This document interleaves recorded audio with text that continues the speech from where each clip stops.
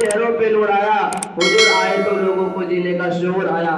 جناب صدر، جب میں سیرت النبی کی بات کرتا ہوں میرے ذہن میں مکہ کا منظر گھومتا ہے۔ میرے نبی صلی اللہ علیہ وسلم مکہ کے ظالم کفار کے ساتھ خون کے نشان پر تھے، مگر ارادے بلند تھے، بلکہ ایمان چٹان گرتے تھے، یقین خدا پر تھا۔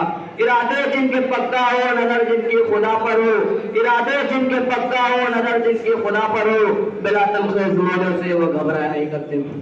جناب صدر، اگر میں اس موضوع پر تفصیل سے بیان کرنے لگوں تو سورہ بہ جائے گا، دن ختم ہو جائے گا، مگر یہ موضوع اختتام تک نہیں پہنچے گا۔ جناب صدر، یہ موضوع لفظی نہیں بلکہ میرے دل کی آوازیں ہیں، یہ شاعری نہیں بلکہ نبی کا عشق ہے۔ بلغ العلا بکمالہ کشف الدجى بجمالہ حسنت جمیع خصالہ صلوا علیہ وآلہ وآخر دعوانا